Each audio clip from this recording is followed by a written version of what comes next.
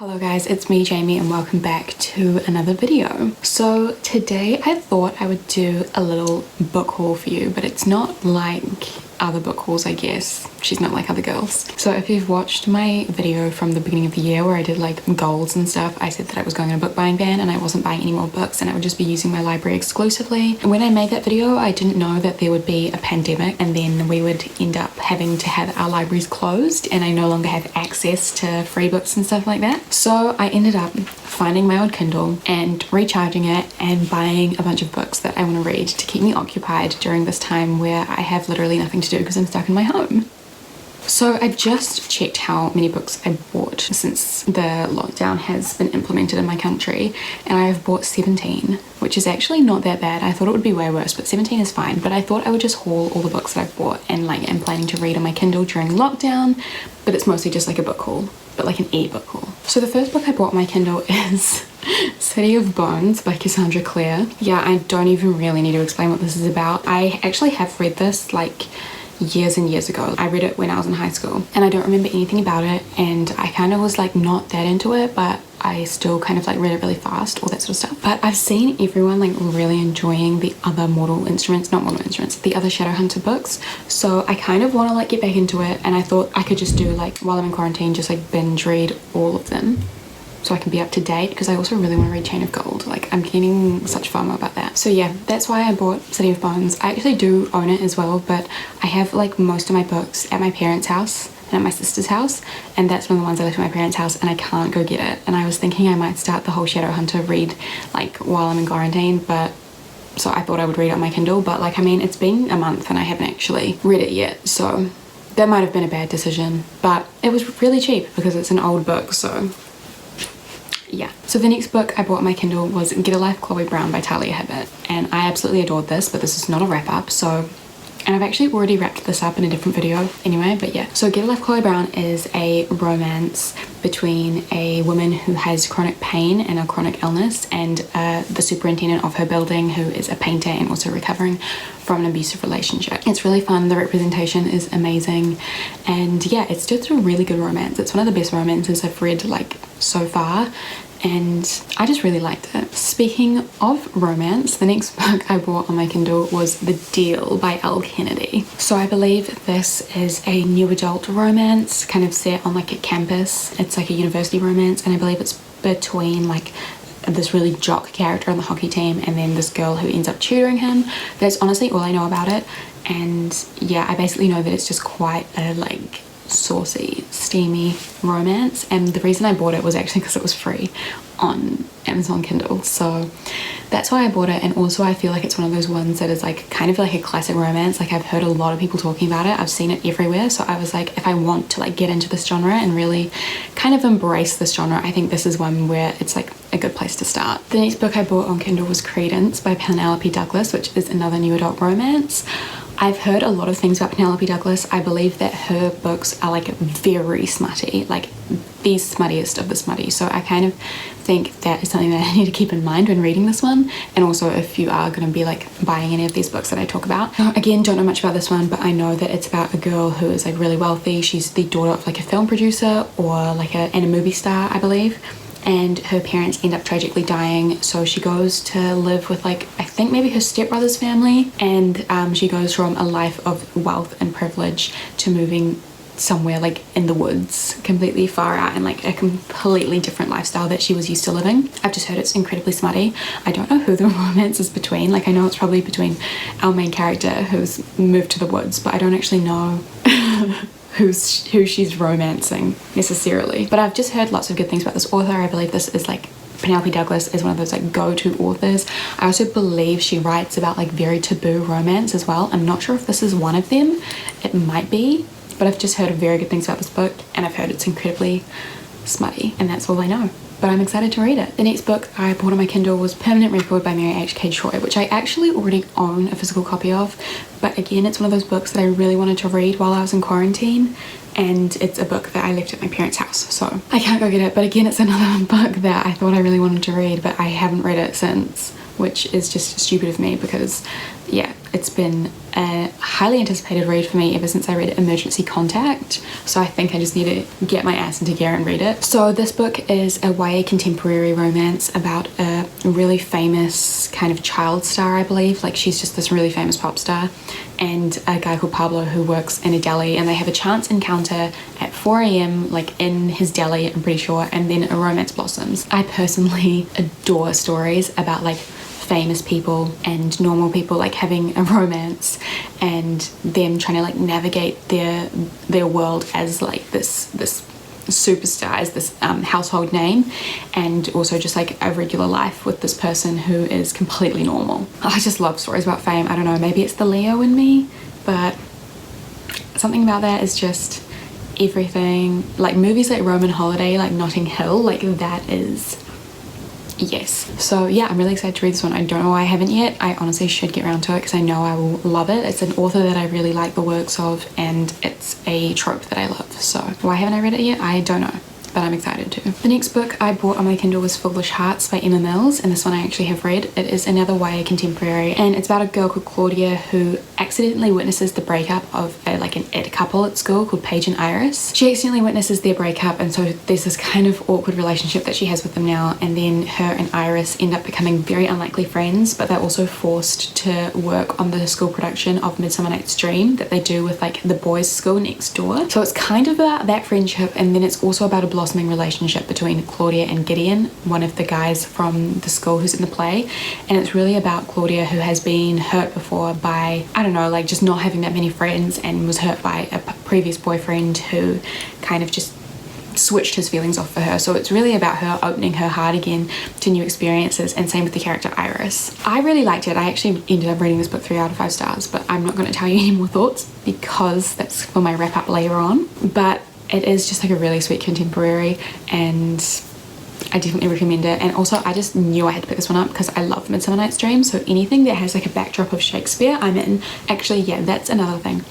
If you know of any books that are about Shakespeare or like have some sort of like Shakespearean elements, even Shakespeare retellings, please recommend them because I love them. But also, please do not recommend If We Were Villains by M.L. Rio. Just don't. Just don't. It's been recommended to me so many times, and I've already read it like 3 years ago, and I don't like it. So the next book I bought on my Kindle was The Lying Game by Ruth Ware. Now this is an adult thriller. I've never read anything by Ruth Ware before, but this is, except for this, I've read this now. And I love adult thrillers, so I was like, yes, I've heard lots of good things. I realized the good things I had heard about Ruth Ware was specifically about her book The Turn of the Key, because this I didn't like as much.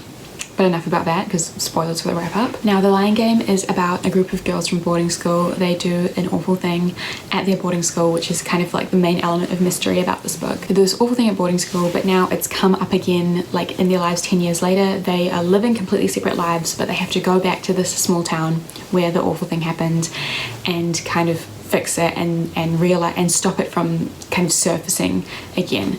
They also go back to like all these rumors about them as well, and so they're kind of navigating that. It's kind of hard to explain because I feel like the book itself is really messy. Yeah, it's just an adult thriller that I bought. It sounded promising. Spoiler alert, it wasn't, but yeah. The Lying Game. The next book I bought on my Kindle was Every Heart a Doorway by Shauna Maguire, another very popular book on BookTube that I haven't read before. I kind of bought this because I was really after like short books that I could read really fast. I haven't read it yet, but whatever. This book I believe is like a YA fantasy kind of magical realism. I believe it's about a like orphanage or a school for like wayward children, like lost children, and I believe it's just kind of like every book in the series is kind of could be read on its own. Like it doesn't really have any sort of linear storyline. It is just like a magical realism book about lost children and all these different like fantastical worlds that they find themselves in. That's literally all I know. I feel like magical realism books are really hard to explain, but I mean, like I've literally just read the synopsis on Goodreads and everything, and I that's kind of the best that I can make out of it. I feel like it's one of those books that you really only know what it's about when you read it, so hopefully I'll be reading it soon because I've heard nothing but good things about this series, and I know it's a lot of people's favorite, so I'm just very excited. And I love magical realism as well. Like I adore like fantastical kind of fairy tales and stuff, so very excited to read this one. So the next book I bought on my Kindle is Vicious by LJ Shen. I know, obviously I'm on a bit of a romance binge at the moment. I believe this is a new adult romance, and I believe it's kind of like a dark romance as well. I think it's a bully romance. That's what I've heard. Yeah, I believe it's kind of like the guy, like the main male love interest, bullied this girl in high school, and then they meet up like 10 years later and end up having a romance, but he's still like the ultimate bad boy. Like, he's awful. He's the most Wattpad bad boy you've ever read. And then she's just like innocent and beautiful and an artist. Again, that's all I know. Again, the Goodreads synopsis did not tell me much, but I'm really excited to read it because I've heard nothing but good things about LJ Shen as well. So again, I'm just excited to dive into the romance erotica genre. So excited that I also bought The Kiss Thief by LJ Shen. Again, another book where the Goodreads synopsis didn't really do anything for me. Like, it doesn't really explain it, but I have heard good things about this book and the author, so I decided to give it a go.